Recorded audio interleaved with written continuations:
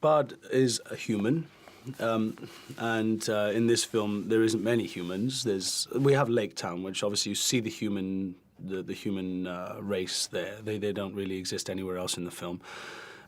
He's a bargeman. He basically brings the empty barrels back into Lake Town from the mouth of the river that goes into Mirkwood, into where the woodland elves live.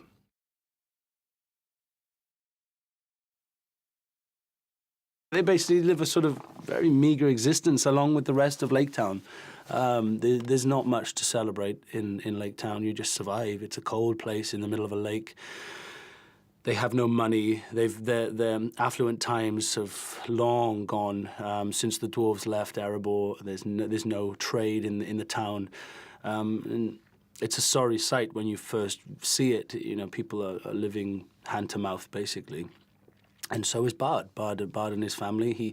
He supports his kids. He looks after his family. That's all he has to live for, really. And obviously, then these dwarves come along and cause a bit of chaos around him and Lake Town.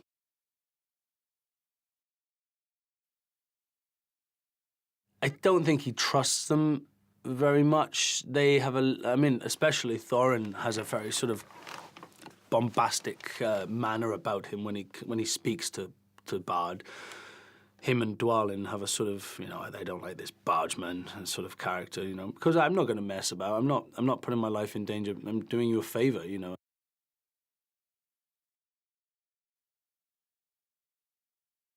Well, I think soon he realizes he could probably make a little bit of money from them at the beginning. I think he thinks, oh, you know, well, I'll get you in and I'll get you into Lake Town, and he doesn't think much further than that. I don't think at the time. I don't know whether he's thinking that they're going to have you know, there's an agenda on their side. But he soon realizes, as soon as they're in Lake Town, that there's a little more to them than meets the eye.